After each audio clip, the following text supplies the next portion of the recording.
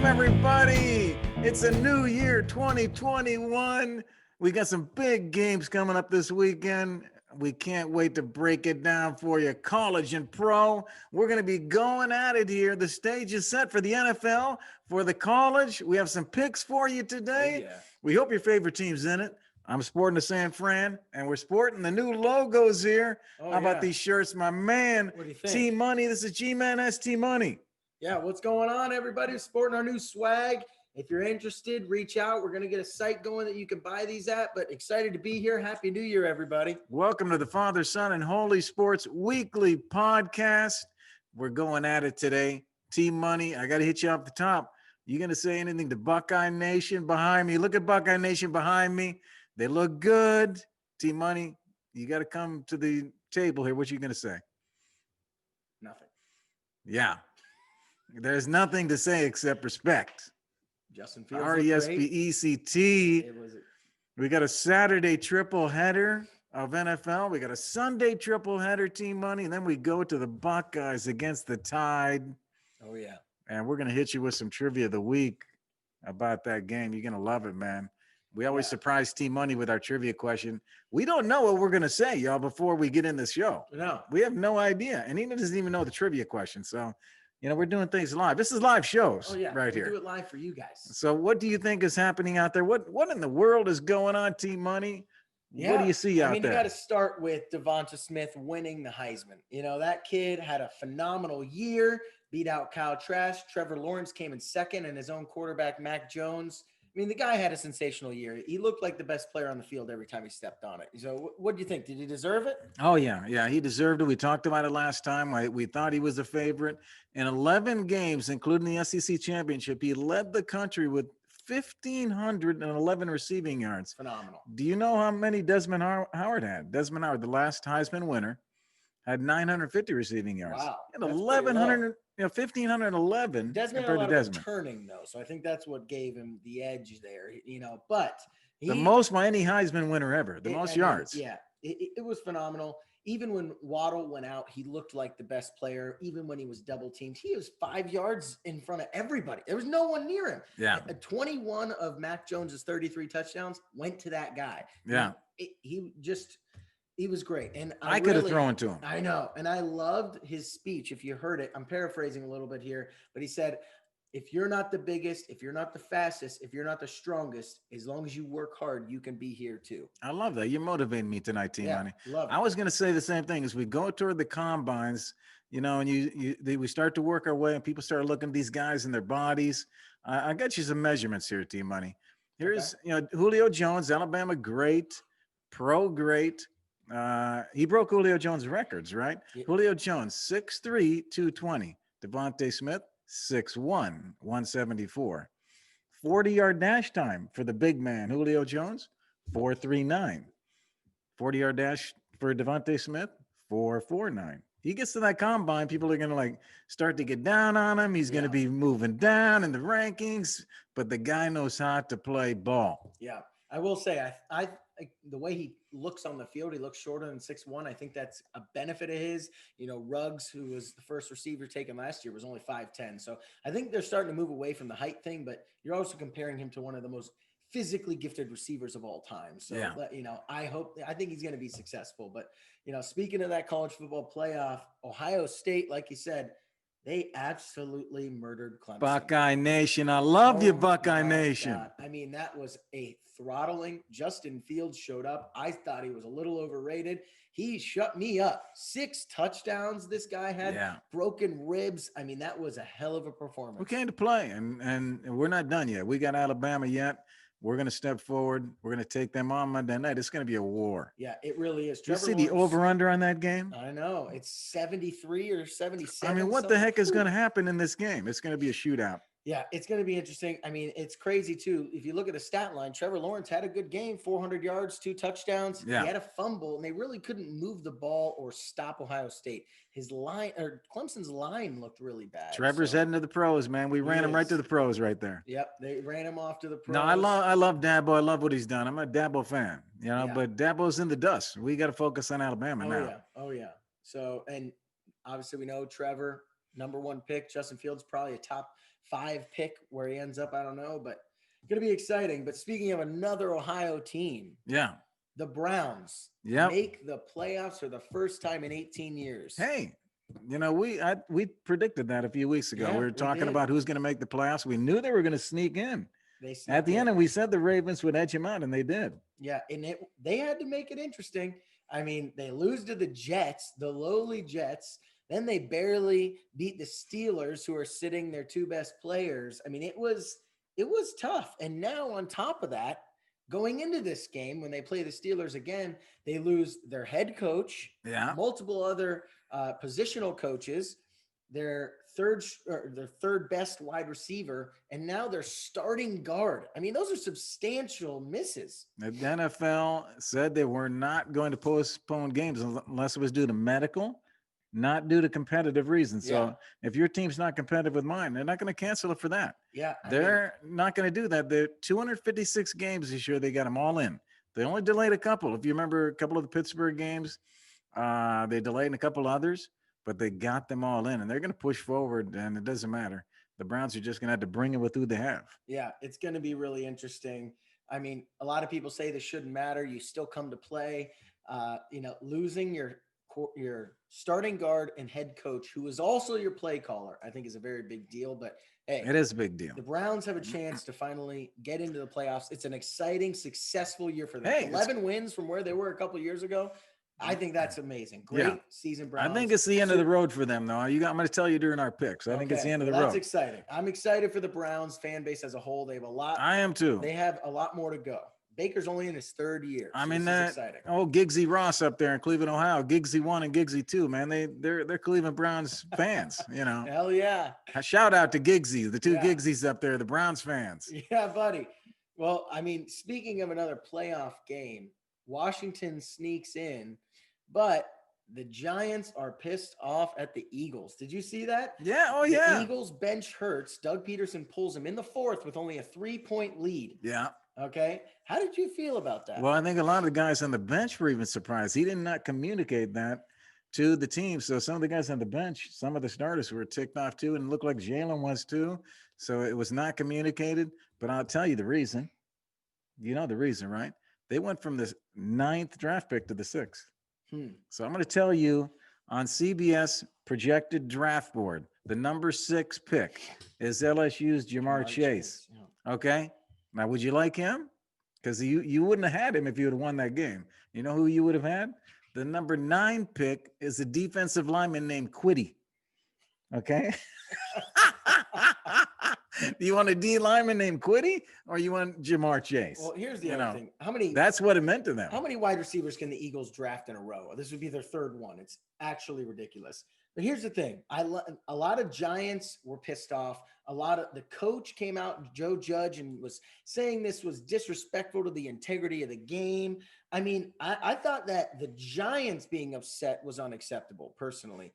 They had a chance to win this division. They were winning it.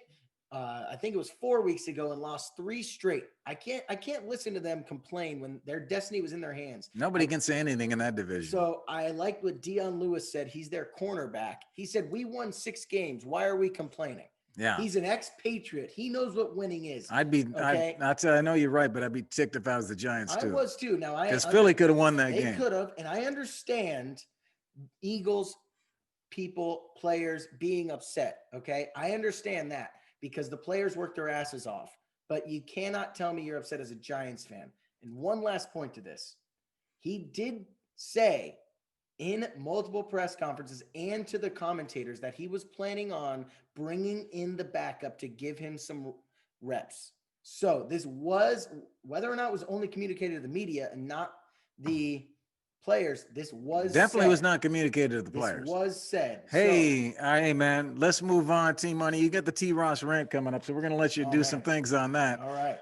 But hey, great kickoff to the show, and we're gonna move on to the favorite part of the show, the way we get to stump T. Money. Okay. The expert analyst T. Money with the trivia of the week, the Woundwise IQ trivia of the week. Today's trivia of the week brought to you by Woundwise IQ. It's a patented mobile imaging and analytics software application that's used by leading physicians and nurses caring for people with chronic wounds. Learn more at woundwiseiq.com. The Woundwise IQ Trivia of the Week, Team Money. Who was the MVP last time the Buckeyes and Tide played? They play Monday night. Okay. The last time they played. All right. Who was the MVP? Do you have any kind of inclination? Don't tell us. I think I might have an idea. You might know. I might know. Okay. So I'm intrigued to see who it is, but I think I know it's a toss up between a couple. Okay. All right. Good. All This right. is good. This is good. And all of you out there, you think about it too. And we're going to go back later on in the show with our answer. All right. Let's move on to the picks of the week. You know, you want the picks of the week. All of you people out there, all of you guys putting in your choices, we'll call them, for picks that you have. Hey, man, we can help you out. 7-5 the last 2 weeks. Team Money and I, we've been fairly hot, but hey, man, we're giving you good picks. I'm going to start off with my first lock pick here. All right, the Cleveland-Pittsburgh game that we've been talking about. I'm going Pittsburgh, man. Interesting. I know there's a COVID impact. That's already a big impact. Team Money's already saying that, and it's still sitting at 6 points. It's Cleveland at Pittsburgh, Heinz Fields. It's Sunday night game, man. Yeah. The Sunday night game, the last one. Steelers are 17-0 straight up in their last 17 home games at Cleveland. Can you believe that? That's crazy. Cleveland, Pittsburgh, in Pittsburgh, 17-0. The Browns are 3-11 against the spread in their last 14 road games. 3-11 against the spread. They've failed to cover 8 straight divisional games. They're not covering here. Pittsburgh beats them by more than 6.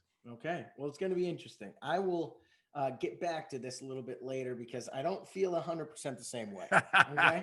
So my first. You sure it's not your heart talking? A little bit Ohio bias, but a bit of studying. I really dug into. You got those Ohio roots like I do. I know it's hard to break them.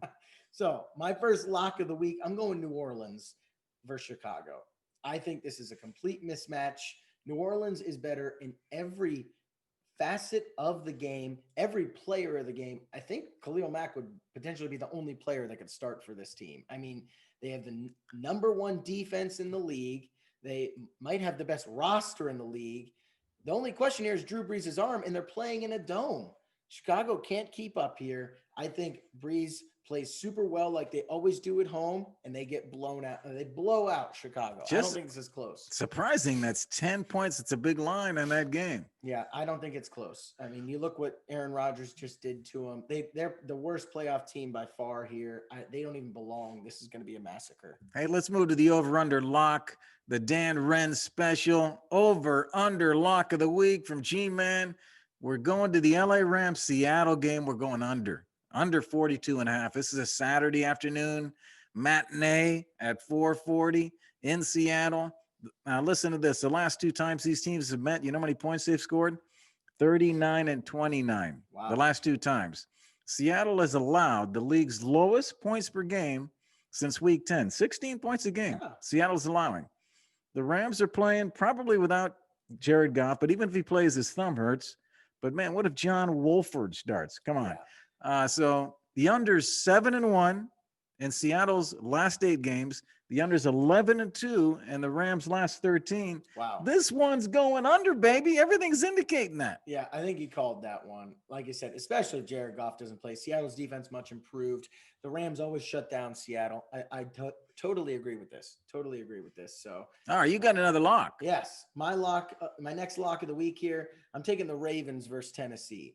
Lamar and the Ravens have been the number 1. I think they're going to keep rolling, huh? Here at the end of the year. They are going to keep rolling. Lamar has looked great here. That offense has looked great. They have a solid defense. Lamar needs a big playoff win here. And what justice would it do if they could beat the team that knocked them out last year? Tennessee's defense is horrible. I know it's a tall task to shut down that man, King Henry. But if they can do it, the Ravens will run away with this thing. It's going to be an interesting game. It's going to be a battle. Yeah. That is going to be a battle. I'm going to the Indy-Buffalo game for my dog lock of the week. The dog lock is someone 3 or more points, getting 3 or more points, but we think could win the game. I'm going Indy, man. I'm going Indy against Buffalo. They're going into Buffalo, maybe in a snowstorm. It's Saturday afternoon, 1 o'clock at Bill Stadium. Colts are at 6.5. This thing dropped from 7 to 6.5. Somebody knows something. As Lee Corso says, this line is starting to drop. It's getting a little tighter. Listen to this. Indiana Colts are 3-0 against the spread. 3-0 against the spread in their last 3 wild card round playoff games. And they're Interesting. 3-0 against the spread. They're 3-0 straight up. They not only covered, but they won straight up. Interesting. Okay. Now let me give you one more little tidbit here. If I told you Kamara or Derrick Henry were starting for Indy, would you be worried? Yes. Yeah. And Jonathan Taylor is running just as well as them. You look at the past 5 weeks, he's averaging the same points as them. He's scored 38 points last week, fantasy points. Jonathan Taylor's in that backfield. He's a top 3 running back. Come on, baby. I'm going Colts, getting the 6.5, baby, at Buffalo. Yeah, I think this could be a very interesting game. I do think they cover because it's going to be a ground and pound game. Indy's defense is really, really good. Josh Allen, the last time we saw him in a playoff game, it ended with him throwing the ball over his head backwards. So like I said all year, this guy is a roller coaster. Now, we know Philip Rivers. You don't know who's going to show up with Josh Allen. Yeah, well, we know Philip Rivers has the arm talent of a noodle and is going to throw a pick. But somehow he gets it there. As long as they can get past him throwing a pick, this is going to be a good game. You can just give it to Taylor. He's going to be fine. Yeah. So, but my dog lock of the week here, I'm going Cleveland. You're going Not only do I think that they can cover, I think they can win this game, and I really think they should. Cleveland just beat Pittsburgh, and I know people are going to say Big Ben sat out. TJ Watt sat out. Now, TJ Watt is a beast and will make things very hard, okay? But I'm not sure Big Ben is much better than Mason Rudolph. In all of their games before this, where they put up before this game, they hadn't scored over 22 points in 5 out of 6. That's with Big Ben. You're playing the Bengals, you lose to them. You're playing Washington, you lose to them. Big Ben can't throw downfield. Okay. Yeah. It's going to be very, we're going to find out. It's going to be interesting. I know that the head coach is out, but does this let them play with less pressure now? Everyone's expecting them to win. They go out. It's a free roll right now. Northern Ohio loves you right now for this pick. I'm just saying. You're making up some of your the Browns. You're making up some of your Buckeye torture with a nice big Northern Ohio pick here with the Browns. Nice pick. Now, how about this? One last social. I'll give you a little trivia. How long has it been since the Browns have won a road playoff game? Well, probably a very long time. I'll say 1983. Okay. Well, it was 50 years ago. So it was a little longer than that, not as far back. So that's 1970. That was close. You were close. You were close. You probably went higher or lower than most people would. But yeah, 50 years they could get their first road playoff win, and especially versus a division rival. They're going to be fired up playing for free. Well, speaking of fired up, let's get you to the T. Ross rant here. T. Ross rant. Sponsored by Help Me Startup. And today's T. Ross rant. Do you have a startup or a new company idea? Why not get help from the experts at Help Me Startup? Try the easy-to-use startup tools and advice to help you get moving on your way toward investment and success. Learn more at helpmestartup.co. And T. Ross is going to get you started up tonight. T. Ross, what do you got? So I'm going to sum up the season here, but mainly talk about this Georgia game and what's next here. This was a tough loss. We looked like the better team. We played like the better team. We should have won this game. In the last 2 minutes, we completely threw it away. We were snapping the ball with 10 to 15 seconds left on the game clock. And then we throw the ball on third down instead of running it, costing us 40 seconds because of a miss. That's 60 seconds we could have taken off the clock and given the ball back with 40 seconds instead of 140 to go 50 yards. So that's very bad coaching. But I want you to take a look at this picture down here. That's Justin Harris, a sophomore cornerback, okay? He will be back next year, much like a lot of this team. This is the kind of energy I need them to bring next year. This guy stayed out by himself after the game was over and watched Georgia's trophy presentation. Now, if that doesn't give you chills for motivation, it's better. Yeah. Okay?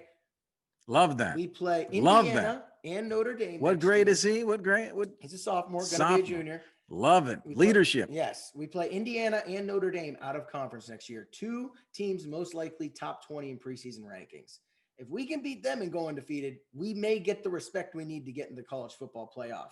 Okay, we bring back everyone. I hope we can bring back our defensive coordinator, Marcus Freeman, who's interviewing at Texas and LSU and Oregon for potential defensive coordinator. But the rumor is he wants to be a head coach next. So if we can keep him.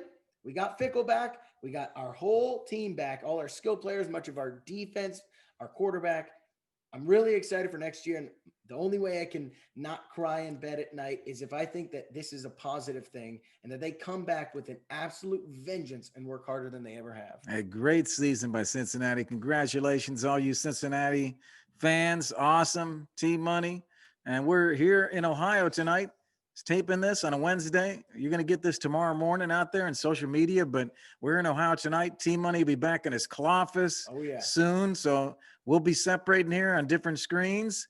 But nice to be with you tonight, T-Money in person. Exciting. Hey, I love your Cincinnati team, man. Great team. Yeah. Hey, let's move on from the T-Ross rant and let's go on to DFS, our daily fantasy sports sites like DraftKings, FanDuel, and Yahoo. You know, all you junkies out there that love your fantasy season but miss it, you can still do DFS and put together your team every weekend and play.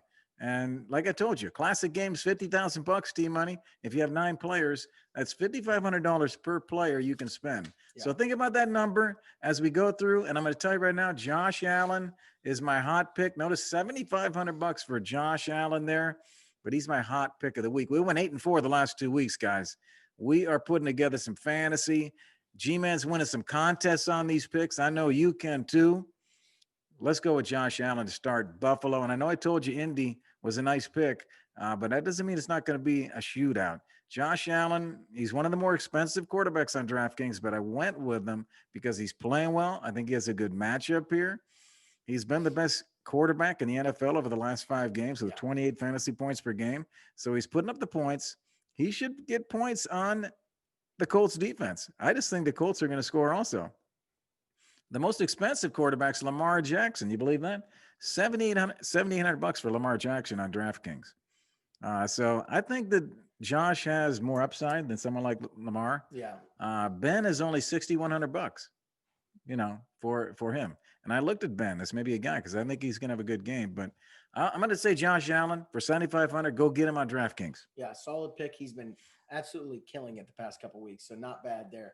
But my cold player of the week, which I've done many times here, Tom Brady's really helped me on these cold picks because if he's playing any sort of team that has an actual pass rush like the Washington football team does, he is in trouble. The worst quarterback in the Chase league Young, baby. Versus the pass rush. Go get him, Chase. Right? They're 1-6 versus playoff teams. Washington might have the best overall D-line in the entire league. Impressive. And like you said, Chase Young is an absolute beast. So I think that Tom Brady is running for his life here. It's going to be a small – they might win this game, but it's not going to look good for Tom Brady. All right, I'm going to go to the running back. J.K. Dobbins is my hot pick. Go with J.K. on your fantasy team. $6,900 we have here for J.K. He rushed for 160 yards last week, y'all. Scored 28 fantasy points, 2 touchdowns. He scored 19 fantasy points the last time they played Tennessee.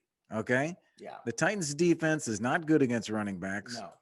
No. Let's look at some other comparative costs. Derrick Henry got 32 fantasy points last week, but he's going to cost you $9,200 on DraftKings. And for $6,900 here, you can pick up JK. He could get in the high 20s. Derrick Henry might get in the high 20s too. Look how much value you get for the money. Yeah, exactly. I think Tennessee's going to get rolled here. My second pick, though, I'm going with David Montgomery. I told you guys earlier that Chicago is completely outmanned here. They're going to get throttled. Like New Orleans has the number 1 defense in the league. Chicago has no shot here. And especially if they're getting throttled, Chicago will not be running the ball. They will be trying to throw to catch up. I just think David Montgomery, he's had a few great weeks, helped a couple people win some fantasy championships, but I don't think he has a great game here versus New Orleans. Okay. Hey, I'm going Juju for the receiver. I know that Pittsburgh's fired up, baby, and I think Ben's going to have a good game, and Juju is starting to rise up. The guy is going to be ready for the playoffs, man. $5,500 for DraftKings for Juju. That's a steal, man. The guy caught 6 of 8 targets last week, 65 yards, had a touchdown. He finished the regular season with 9 touchdowns. That's a career high. So the guy's getting Mhm. touchdowns. He scored 25 and 19 fantasy points the last 2 games. He was without Ben last game, got 19. Yeah. I think he's going to bring it, man. He's going to bring it. Ben's going to bring it. That's going to be a heck of a value. Yeah. Going to be interesting. A little interesting. Do you think he's the best receiver on his team now? Well, he is right now. I think Chase Claypool might be more talented and gifted. He might be than more he is. talented, but Juju's coming through, and Juju's going to get you he's going to get you the fantasy. Yeah. So my cold wide receiver of the week here, I'm going DK Metcalf versus the Rams. Like we both said earlier, we think it's going to be a slow game. Both their defenses have been really good at the end of the year here. He's going to cost you the 5th most out of any wide receiver, but he gets shut down by the Rams. Okay.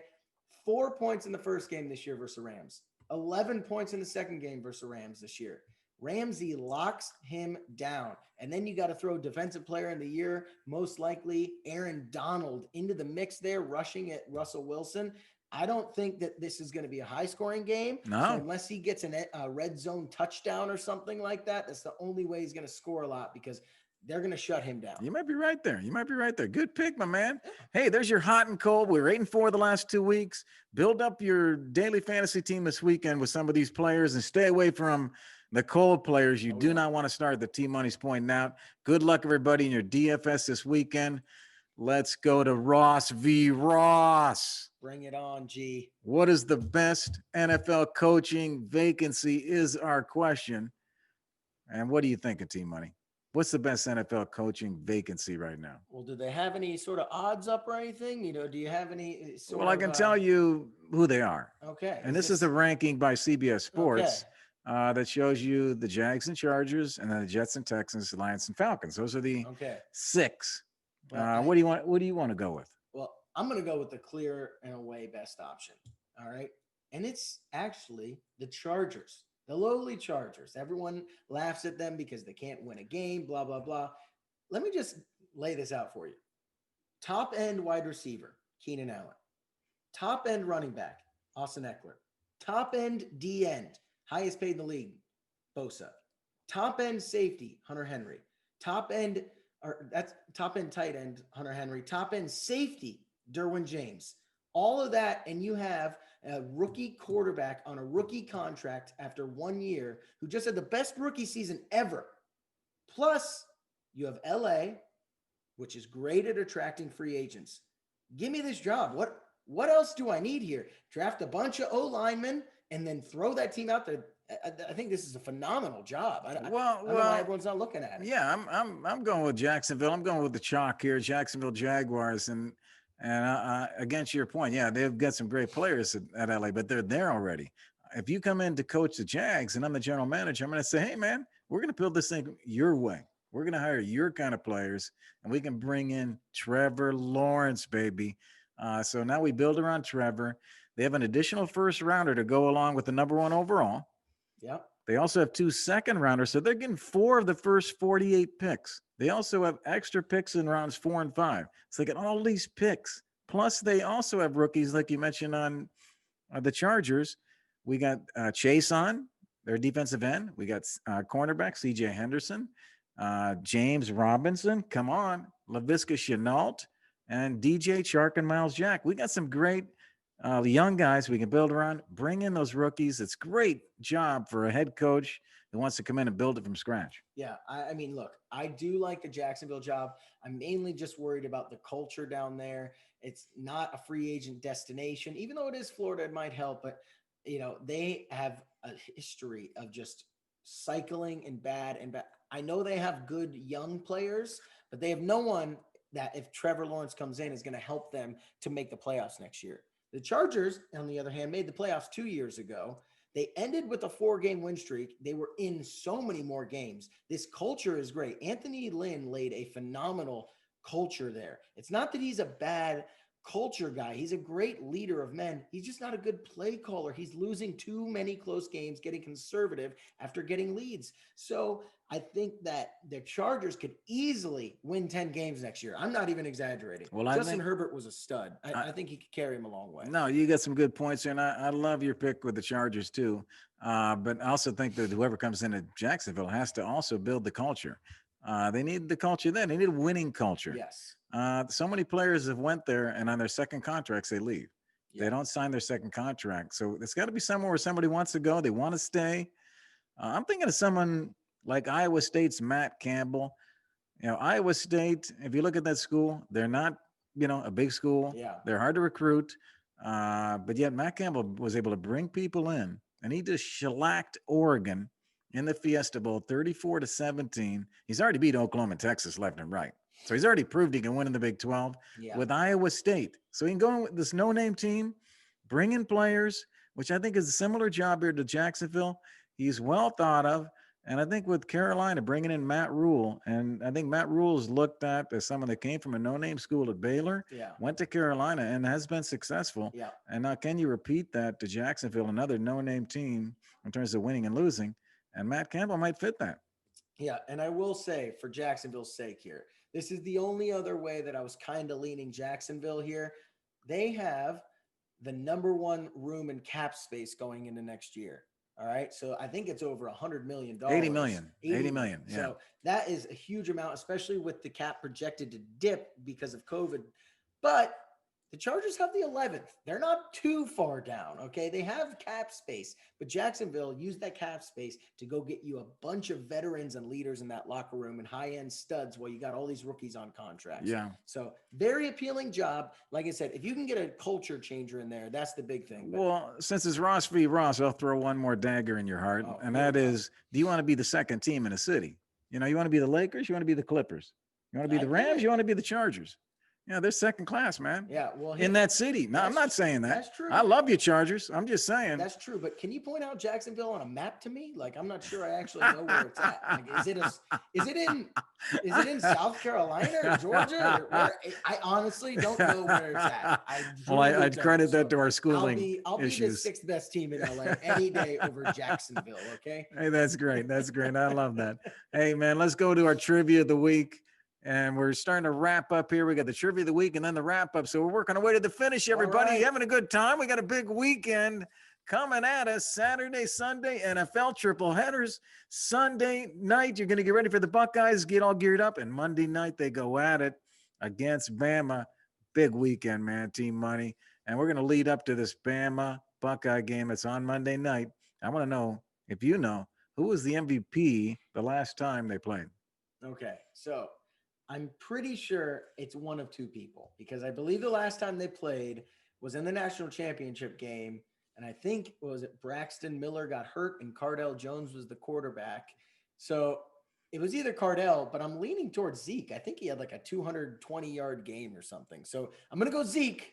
But Well, it could have been Cardell. the answer is Zeke. Hey, Hey, man. T-Money. You got Come it, on man. now. You got Come it. on now. And you are correct, but it was the semifinal game. Oh, okay. It wasn't. that's right. They would go Semifinal on to game. the title game, but this was the semifinal game. Yeah. Zeke ended up eventually holding up the trophy, the goal that he wanted. Yeah. He got, but he ran for 230 yards, Hey. 2 scores on 20 carries. That's a hell 20 of a carries. stat Look at him line. running. That's him against Alabama. Yeah. 85-yard run through the heart of the South on this pretty cool there. But he was the first rusher that year to rush for 100 yards against Alabama for the whole season. No That's one to rush crazy. for 100. And he did. And he 200. did it in the first quarter.